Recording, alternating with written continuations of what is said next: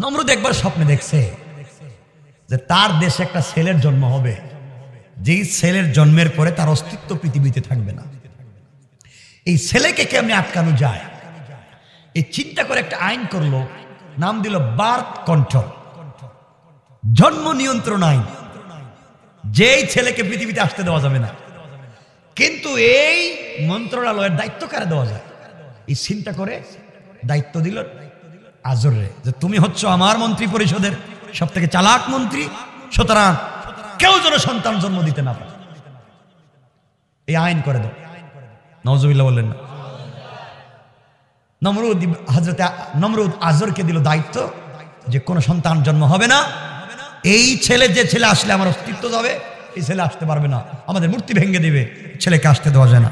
আজর বলছে, বাদশাহ জাহাপনা নমরুদ, আপনি যে দায়িত্ব আমাকে দিয়েছেন এটা পঙ্খানুভাবে আদায় করব।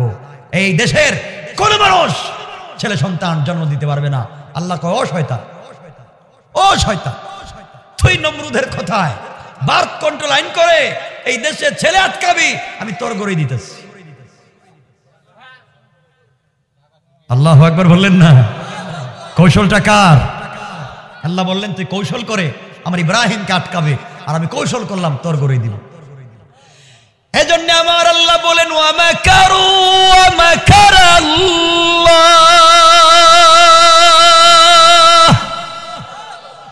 ওয়াল্লাহু খায়রুল মাকিরিন।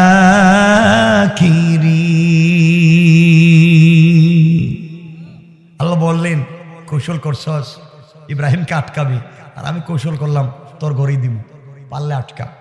এইভাবে লম্বা কথা, এইভাবে ফেরাউনও চাইছিল মুসারে আটকাইতে। আল্লাহ কয়, মুসারে তোর গড়েই রাইকা, তোর গড়ে খাওয়াইয়া, তোর গড়ে বড় কইরা, এরপরে তোরে পিটাম। ঠিক কিনা বলেন? কৌশলটা কার? যুগে যুগে আল্লাহ এটা সিস্টেম করে রাখছেন। সুতরাং আজও যদি কেউ শয়তানি করে, আল্লাহকে আমিও ঠিক করতেছি। কথা বলেন না কেন? যাই হোক, তো আমরা যেটা বলতে চাই, আল্লাহ আজরের গড়ে দিলেন ইব্রাহিমকে। এখন তো আজর মহা বিপদে পড়ছে, আমার ছেলেরে কি করা যায়? যেভাবে হোক বুদ্ধি পরামর্শ করে আটকাইল। আজর বড় হলেন, ইব্রাহিম বড় হলেন। এখানে লম্বা ঘটনা আপনারা জানেন। ইব্রাহিম বড় হইয়া দেখে তার বাপ বড় হচ্ছেন, তো ইব্রাহিম ইসলাম বাপ মূর্তি বানায়। কি বানায়? মাটি দিয়া পুড়াইয়া মূর্তি বানায়। তো ইব্রাহিম একদিন জিজ্ঞাসেন, আব্বা এটা কি করেন? খুদা বানাইতেছি। খুদা বানানো যায়? কই তো বানাইতেছি। কেন? বাজারে বিক্রি করে। আল্লাহ, খুদাও বাজারে বিক্রি হয়? হ্যাঁ, বিক্রি হবে আমাদের খুদা। ইব্রাহিম ইসলাম তো চিন্তায় পড়ে গেলেন, খুদা যদি বিক্রি হয়ে যায় কিনবো কে? খুদাও দেখে বেচা কিনা। নাউজুবিল্লাহ বললেন না। একদিন সকালবেলা ঘুম থেকে উঠে দেখেন পূর্ব দিগন্তে চমৎকার সূর্য উঠেছে।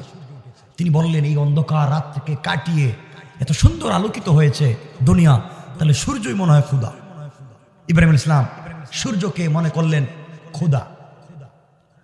কিন্তু সন্ধ্যা হওয়ার পরে সূর্য ডুবে গেল। তিনি বললেন, না, যেটা ডুবে যায় সেটা আমার আল্লাহ হতে পারে না। তার কমন সেন্স ছিল, জেনারেল নলেজ ছিল না, কমন সেন্স, আল্লাহ প্রদত্ত মেধা। তিনি বুঝলেন, না। সন্ধ্যার পরে চন্দ্র উদিত হলো তারকা নিয়ে। ইব্রাহিম বললেন, হ্যাঁ, এখন বুঝতে পেরেছি, এই যে খুদা। কি সুন্দর চন্দ্র, আর পাশে তার মন্ত্রী পরিষদ, তারকা। ঠিক আছে, কত সুন্দর আলোকিত করলো। সকাল হলো, সব ডুবে গেল। তিনি বললেন, না, এগুলো সব ভুয়া, আমার আল্লাহ কোনোদিন ডুবতে পারে না। সুবহানাল্লাহ কন না কেন? আল্লাহু আকবার বলেন। তার চিন্তা এমনই ছিল। একদিন আজর কষ্ট হচ্ছে না তো আপনাদের? আমি আবার কষ্ট দিয়ে কথা বলি না। আজর বলছে, বাবা তুমি তো বড় হয়েছ, তুমি খুদাগুলারে বাজারে নিয়ে বিক্রি করো। আব্বা আমি কি বাজারে বিক্রি করতে পারি? নিয়ে যাও। ইব্রাহিম কিন্তু দিলের ভিতরে তামান্না, আমি আল্লাহকে পেতে চাই। টুকরি তো চিনেন, টুকরি বলেননি আপনারা? কি বলেন? যেটাই বল, কি বলে?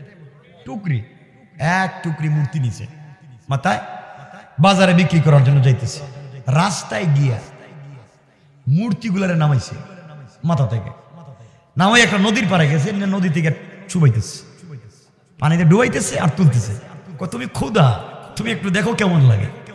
পানিতে ডুবাইতেছে আর তুলতেছে। আচ্ছা কোন তো মাটির ক্ষুধা, বারবার পানিতে দিলে কি হাত পা থাকে?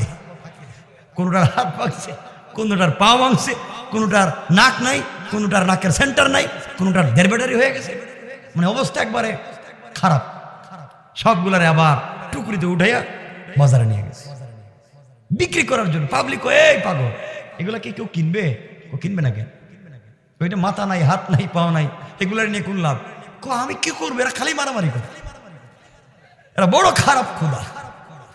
পাবলিক কই কি একটাও মূর্তি বিক্রি হয়নি, সবগুলোর আবার মাথায় নিচ্ছে।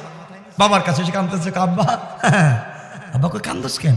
কই কান্দিব না মানি, এই যে মূর্তিগুলো আমার মাথায় দিচ্ছ, হে কয় আমি বড়, ও কয় আমি বড়, হে কয় আমি বড়, আমার মাথার উপরে মারামারি শুরু করে দিছে। এ কয় আমি বড়, ও কয় আমি বড়। আমি চিন্তা করলাম বাপ, এরা যে বড় বড়কে মারামারি লাগাইছে, বাবা আমি নিচে ছাইড়া দিছি, এরা মায়ের করে একটার হাত ভাঙছে, একটার পা ভাঙছে, এটার মাথা ফাটাইছে। বাবা কয় এগুলা কি মারামারি জানে? হাত পা কি আর ভাঙতে পারে? এরা তো কথাই বলতে পারে না, এদের তো জীবন নাই, এরা কেমনে মারামারি করলো? ইব্রাহিম বলছেন আব্বাজান শোনো, যেই মূর্তি মারামারি করতে পারে না, যারা নিজেকে নিজে রক্ষা করতে পারে না, তারা আমার খোদা হতে পারে না। এগুলো সবগুলো শয়তান, ঠিক কিনা বলেন? আজর করে বাবা, এটা দিকে আমার ঘরে, এটা তো আমার ঘরেই দেখতেছি। শেষ পর্যন্ত নমরুদের কাছে গিয়ে বলছে আজর, বাদশা যাবো না? কি হয়েছে? ও ইব্রাহিম তো কিছু বুঝে না, উল্টা পাল্টা করতেছে। তো কেন? হের রব নাকি সব, আপনারা রব মানতে চায় না, আমার কাছে নিয়ে আসো। তো ইব্রাহিম ইসলামকে নিয়ে যাওয়া হয়েছে নমরুদের কাছে। নমরুদ বলছে, শোনো ইব্রাহিম, তুমি আমাকে খোদা মানো না? আপনি তো আস্তা বেহুদা। মানে কি? তোর বাপ আমাকে খোদা মানে, তুমি মানো না কেন? কয় নমরুদ, তুমি যদি খোদা হইবা, তোমার নাকের সেন্টার ঠিক নাই কেন? তোমার পাও রেল লাইনের মতো ফড়া ফড়া কেন? আর তুমি এত কালো কেন? তুমি যদি আল্লাহ গোটা দুনিয়া এত সুন্দর করে বানাইছো, নিজেরে সুন্দর করে বানাইতে পারলো না? যে নিজেকে সুন্দর করে বানাতে পারে না, সে কেমনে খোদা হয়? তোমার খোদার পাওয়ার কি? আমার খোদা কাউকে ক্ষমা করে দেন, কাউকে হত্যা করতে পারেন। নমরুদ দুইজন লোককে ধরে আনছে জেলখানা থেকে, আইনে একজনকে ছেড়ে দিছে, এই যে আমি ক্ষমা করে দিলাম, আরেকজনকে হত্যা করে ফেলেছে। তোমার রব হত্যা করতে পারে, আমিও পারি। তোমার রব মাফ করে দিতে পারে, আমিও পারি। নগদ বুঝাইয়া দিল। ইব্রাহিম বলছেন থ্যাংক ইউ। কি বলছেন? মানে বললাম কি আমি, তাদের ভাষা কি ছিল? থ্যাংক ইউ, খুব চমৎকার করেছেন আপনি, আমার আল্লাহর মতো একজনকে ক্ষমা করে দিয়েছেন, একজনকে ছেড়ে দিয়েছেন। নমরুদ, তুমি যদি আল্লাহ হও, আজকের সূর্য কিন্তু পশ্চিম দিকে উঠে দিবে। কি মনে করেন ট্যাবলেট কটা খাওয়া লাগবে এখন? নমরুদ চিন্তা করতেছে, তা আবার কোন বিপদে পড়লাম, এখন তো মহাবিপদ, সূর্য তো আমার কথা শুনবে না। তোমাকে ছাড়াছাড়ি নাই, সূর্য আজকে উঠে এই ছাড়বা। নমরুদ কয় আপনার একটু মিটিং আজকে মুলতবি, সবাই যান, ইব্রাহিম থাকো। ইব্রাহিম আছেন, সব বের হয়ে গেছে। এখন ইব্রাহিম রেখো, বাপ তোর পায়ে ধরি, আমার আর বিপদ ফালাইস না, আমার সব বাইরে গেছে, আমি যে দুর্বল কোন জায়গায় সব ধরা পড়ছে, আমার বিপদে ফালাইস না। ইব্রাহিম বলছেন বিপদে শুধু ফালাইতাম না, তুমি কালিমা পড়ো, খবর আছে। আল্লাহু আকবার বললেন না? এখন ইব্রাহিম নমরুদের আসল কাহিনী বুঝতে পারলেন। ইব্রাহিম ইসলাম চলে আসছে। আমার মুসলমান বন্ধুগণ, গভীর মনোযোগ।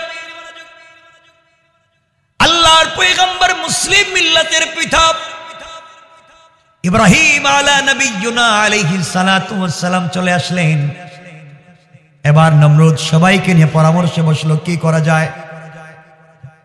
সবাই পরামর্শ দিলেন, ইব্রাহিমকে তো হত্যা করা লাগবে, কিন্তু পরিবার পরিকল্পনার মন্ত্রীর ছেলে, চাইলেই কি মারা যায়? কথা বলেন না কেন? মারা যাবে না, তাহলে কি করা যায়? কেউ পরামর্শে বুঝতে পারলেন না। এমন সময় মিস্টার শয়তান হাজির হয়ে গেল, নমরুদকে পরামর্শ দিলেন, নমরুদ, ইব্রাহিমের ঈমান যদি হারা করতে হয়, একটা কাজ করতে হবে, তোমার দেশে গানের আয়োজন করো, যাত্রার আয়োজন করো, গানের আয়োজন করো, আর বিশ্বের সুন্দরী সুন্দরী নর্তকীদেরকে টাকার বিনিময়ে কিনে আনো, আনার পরে উর্ধ উলঙ্গ করে, স্মার্ট করে, আকর্ষণীয় করে মেলার ভিতরে তাদেরকে ছেড়ে দাও, তারা যেন উলঙ্গ হয়, নাচানাচি করে। ওই জায়গায় যদি কোনোভাবে ইব্রাহিমকে নিতে পারেন আর ইব্রাহিম একবার তাকাইয়া দেখে, তাহলে ইব্রাহিমের ঈমান ঠিক থাকবে না, সব কাজ করানো যাবে।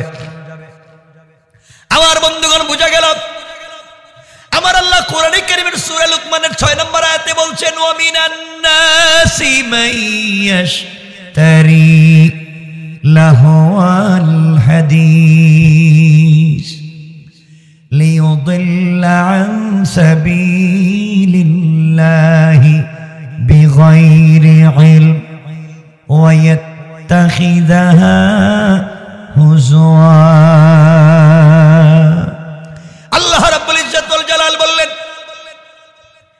এই দুনিয়ার জমিনে যারা মানুষকে গান বাজনার মাধ্যমে, অন্যায় অনর্থক কথাবার্তার মাধ্যমে দিন থেকে সরিয়ে দিতে চায়, ইসলাম থেকে সরিয়ে দিতে চায়, আল্লাহ বলছেন তাদের জন্য রেখেছেন আযাবুম মুহিন, যন্ত্রণাদায়ক, লাঞ্ছনাকর, অপমানজনক শাস্তি আল্লাহ রেখে দিয়েছেন। আল্লাহ রাব্বুল ইজ্জত ওয়াল জালাল বুঝাতে চান, এই দুনিয়ার জমিনে সব সময় যারা কোরআনের বিরুদ্ধাচরণ করে, আল্লাহ রাব্বুল ইজ্জত ওয়াল জালাল আরেক জায়গায় ইচ্ছা করে বলছেন, কোরআনে কারীমের সূরা হামিম সাজদার 26 নম্বর আয়াতে আমার আল্লাহ বলছেন, ওয়াকালাল্লাযীনা কাফারু লা তাসমাউ লিহাযাল কুরআনি ওয়ালগাউ ফীহি লাআল্লাকুম তাগলিবুন।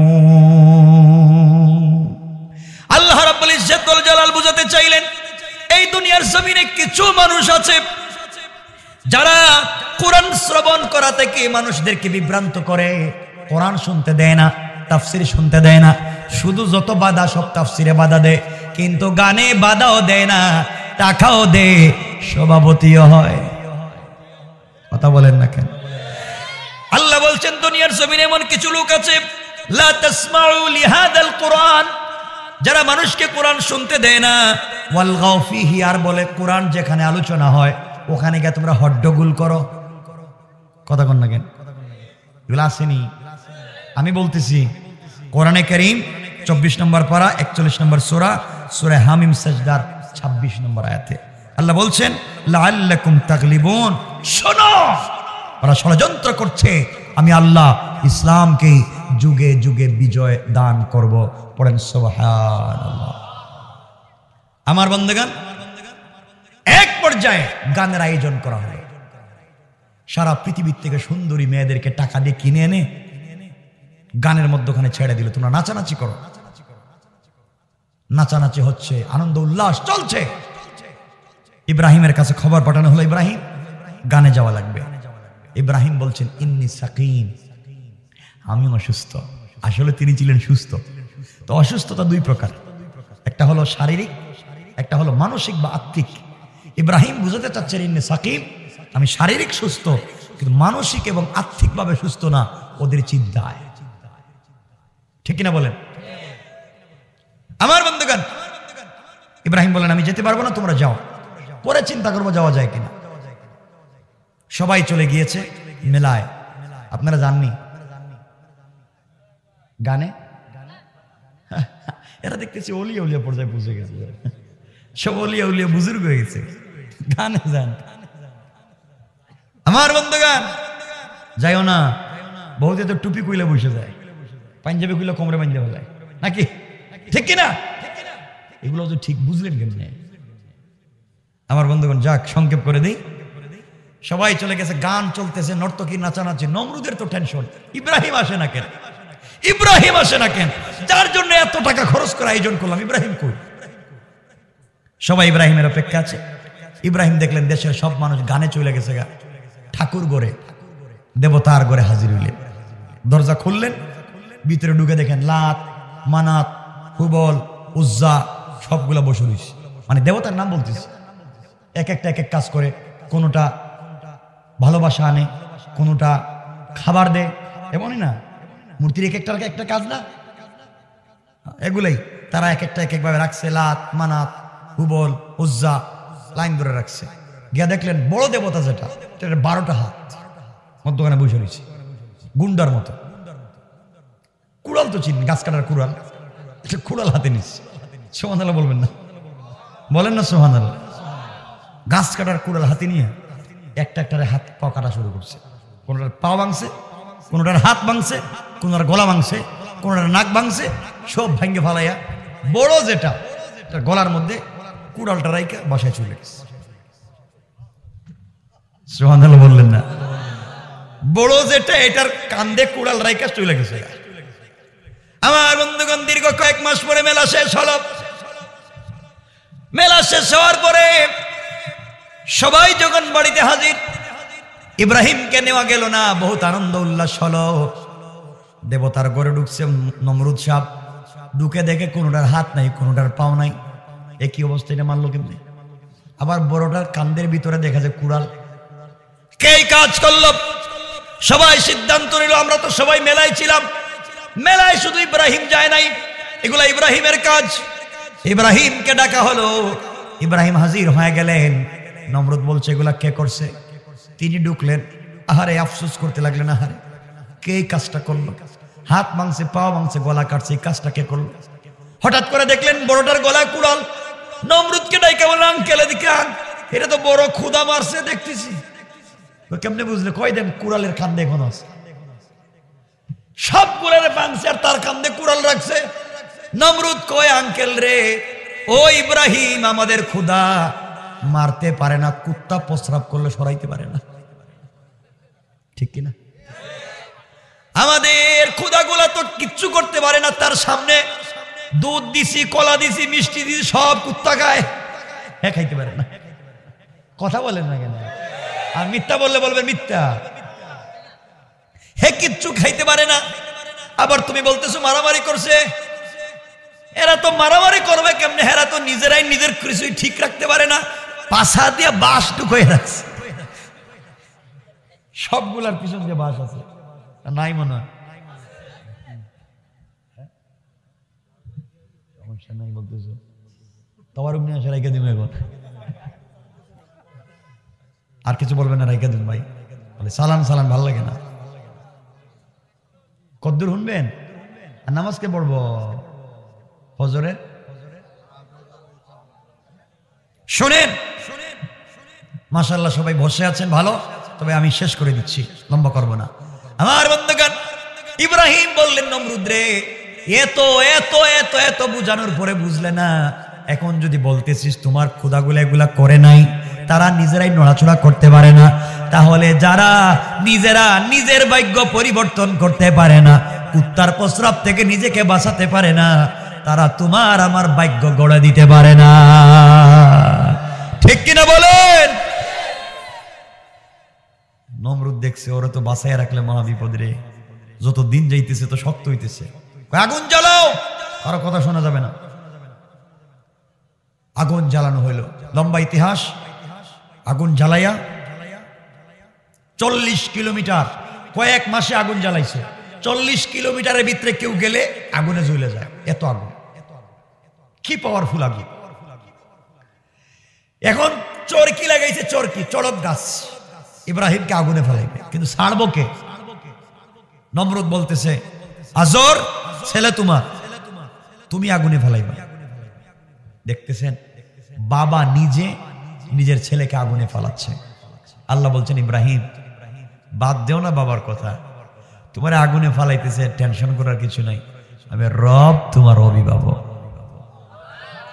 আবার আলোচনা যেটা আজকে বুঝাতে চাইছিলাম, যে আমাদের সকল কাজে অভিভাবক কে, এই জায়গায় আসতেছি।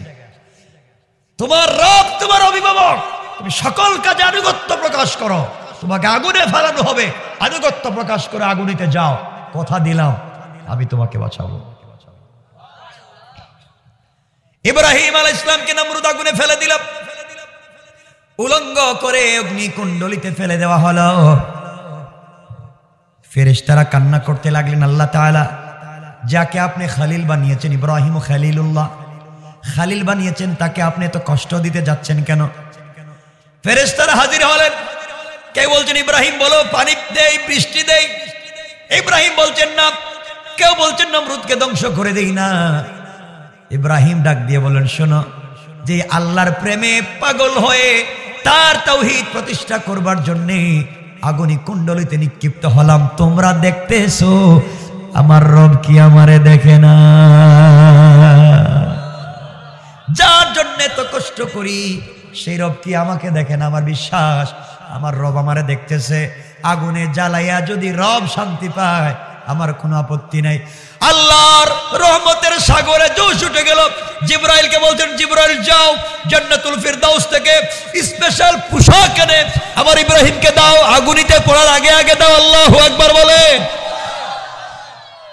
ছিল দুনিয়ার ছেঁড়া কাপড়, কারণ আল্লাহ দিয়েছেন জান্নাতের স্পেশাল কাপড়। ইব্রাহিম পড়লেন, অগ্নি কুণ্ডলিতে পৌঁছে গেলেন। ইব্রাহিম আলাইহিস সালামের কথা আল্লাহ স্মরণ করে বলছেন, আগুন রে কুলনা ইয়া নারু কুনি বারদাও ওয়া সালামান আলা ইব্রাহিম। আগুন আমার ইব্রাহিমের জন্য এয়ার কন্ডিশন হয়ে যাও, এয়ার কুলার হয়ে যাও। বেশি ঠান্ডা হয়ও না, ইব্রাহিমের কষ্ট হবে। যদি আল্লাহ বারদান বলে ওয়া সালামান না বলতেন তাহলে বিপদ ছিল, পুরা ঠান্ডা হয়ে বরফ হয়ে যেত। আল্লাহ বলছেন রে আগুন, আমার ইব্রাহিমের জন্য এয়ার কন্ডিশন, এয়ার কুলার হয়ে যাও। বেশি গরম হওয়া যাবে না, বেশি ঠান্ডা থাকা যাবে না, যেন শান্তিতে থাকা যায়, এমন হয়ে গেছে। ইব্রাহিম একা একা। আল্লাহ বললেন ইব্রাহিম একা একা থাকবে কেন?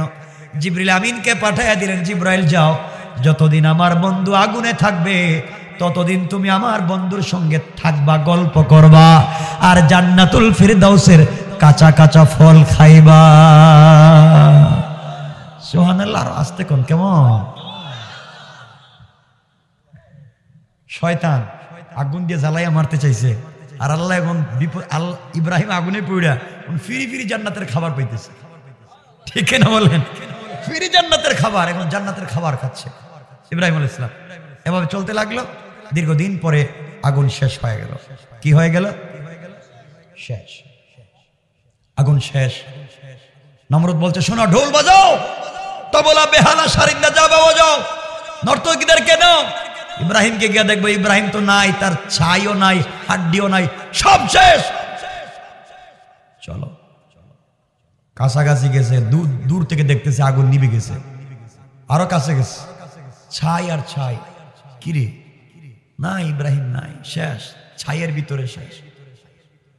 ছাই সরাইতেছে, ওমা ছাইয়ের ভিতরে দেখা যায় স্পেশাল ঘর একটা মনে হয়। এরা আসসালামু আলাইকুম, আসসালামু আলাইকুম। ওমা আপনার এদিকে সান কেন? আমি তো এভাবে বলতেছি, আমার দিকে তাকান, আমি কারো সালাম দিছি নাকি? মানে এই নমরুদের কথা বলতেছি। ইব্রাহিম বলতেছেন, নমরুদ আঙ্কেল কেমন আছেন আপনি? করে আগুনে সব জই লাগেছে, এদিকে এখনো মরল না। বললাম না মানে তোমার নাম ওইরা কি বইরে যাইব আমি? আল্লাহু আকবার বললেন না? আমার আল্লাহ বলছেন, ইন্না কাইদাশ শাইতানি কানা দাঈফা। আল্লাহ রাব্বুল ইজ্জত ওয়াল জালাল বললেন, কাফেররা যত কৌশল করে ওদের কৌশল আমি আল্লাহর কাছে মশা মাছির চাইতে আরো বেশি দুর্বল। পড়েন সুবহানাল্লাহ। ইব্রাহিমের তো মাথা, নমরুদের কি মাথা ঠান্ডা রইছে? এত মাসে আগুন জ্বালাইলাম, সব জ্বলে পুড়ে ছাই, আমার এত টাকা লস, হে দেখি কোনো জিন্দা হাসতেছে। আর কাপড়ও দেখতেছি একটা নতুন ডিজাইনের কাপড়, বুঝলাম না এটা বুলেট প্রুফ নাকি? Bullet proof? হ্যাঁ। কি প্রুফ? Fire proof. আগুন থেকে বাঁচাবার জন্য কাপড়ের বুলেট, নাকি বুলেট মারছে নাকি? কি আগুন জ্বালাচ্ছে, ফায়ার প্রুফ আল্লাহ দিয়েছেন। সুবহানাল্লাহ খান পোশাক দিয়েছেন ফায়ার প্রুফ, পরো আগুন লাগবে না। এবার নমরুদ কয়, ইব্রাহিম কি হইছে? তোর যে আল্লাহ তোর আগুন থেকে বাঁচাইছে, হে আল্লাহর সাথে ডাইরেক্ট যুদ্ধ। ইব্রাহিম থ্যাংক ইউ, বহুত দিন পরে লাইন আইছেন, এটা তো আমি চাইতেছি আপনি যুদ্ধের ময়দানে আসেন। যুদ্ধ কয়াই তীর মারা শুরু করছে আসমান দিয়া। আচ্ছা তীর মারলে কি হয়? তীর মারতেছে, পাগল হয়ে গেলে মানুষ পাগল দেখেন না মাঝে মাঝে বাংলাদেশে এক দুইটা পাগল হয়, কাজ করে না মাথায়, সব একবারে ইন্টারন্যাশনাল এয়ারপোর্ট, কি করে নিজেই বুঝে না। তো নমরুদ তো পাগল হয়ে গেছে, তীর মারতেছে। আল্লাহ বলছেন ও ফেরেশতারা তীরগুলারে ধরো। ধরে কি করবো? কয়গুলো লাগাইয়া ওগুলার মধ্যে একটু মাছের মাথার রক্ত লাগাইয়া দাও। আল্লাহ কেন? দেও না। তীরগুলা লাগাইয়া সাইডে দিছে। নমরুদ কে দেখছস ইব্রাহিম, এই দেখ তোর আল্লাহ মইরা গেছে। নাউজুবিল্লাহ বলেন। এই যে রক্ত তীরে, ইব্রাহিম কা আরে পাগলা, তীর ঢুকলো আবার বাইরে হলো কেমনে?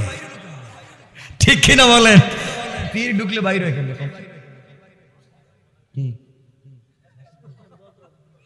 থাক এখানে, রাইকা দিলাম। লম্বা আলোচনা না না না আর কর্তৃপক্ষের কথা রাইকা দিতে হবে, আলোচনা তো লম্বা, এই জন্য আর দরকার নাই। শুধু এতটুকুনি বইলা দিই আপনাদের, এখানে নমরুদ যে মরছে হেদিকে আর যাওয়ার দরকার নাই, আপনাদেরকে শুধু এতটুকুন বইলা দিই। তীর গেছে উপর দিয়া, রক্ত লাগাই আসছে। ইব্রাহিম বলতেছেন কি রে, সত্যি তো দেখতেছি তীরে আবার রক্ত লাগলো কেমনে? এই রক্ত উপর দিয়ে ঘুরতে গেল। আল্লাহরে টেলিফোন দিছেন। কারে টেলিফোন? আর টেলিফোন দিতে নামাজ পড়তে হয়, নামাজ টেলিফোন কোড নাম্বারই তো নামাজ। টেলিফোন দিছে। আল্লাহ ব্যাপার কি ইব্রাহিম? মাত্র আগুন থেকে বাইরে টেলিফোন করলে আবার কি হইলো? নমরুদের তীরে দেখা যায় রক্ত লাগছে। ওটা কেমনে কি? আর এটা সিস্টেম করছি এই শয়তানের মাথা নষ্ট করার জন্য। আল্লাহ কি? ও হ্যাঁ তো বলছে সেনাবাহিনী সাজাও। ইব্রাহিম সাজিয়ে দিয়েছে, নমরুদ সকল সেনাবাহিনীকে সাজিয়ে দিয়েছে। ইব্রাহিম আল্লাহর কাছে বলছেন আল্লাহ তাআলা এখন কি করবো? আমাদের কোনো সেনাবাহিনী নাই, আমার কাছে তো কিছুই নাই। আল্লাহ বললেন ইব্রাহিম টেনশন করো না, আমি বাহিনী পাঠাইতেছি। পিছন দিকে তাকাও। ইব্রাহিম পিছন দিকে তাকায় দেখে কালো দুয়ার মতো দেখা যায়, কিছুই দেখা যায় না। আল্লাহ কি তো দুয়া দেখতেছে। আল্লাহ দুয়া না, এটা মশা। কি মশা দিয়ে কি তৈব? হেরা তীর দনু আর তুই মশা দিলাম তো, দেখো না মশা কি হয়। সুবহানাল্লাহ বললেন না? আল্লাহ দিলেন মশা। মশা বাহিনী পৌঁছে গিয়েছে। ইব্রাহিমকে নমরুদ বলতেছে তোমার বাহিনী কই যাইতেছে? মশা মশা আমার লোক যুদ্ধ করবো। আয়। মশা এখন কামড় শুরু করছে। ও মাই ও বাবা, মানে যারে একবার কামড় দেয় হে আর বাঁচে না।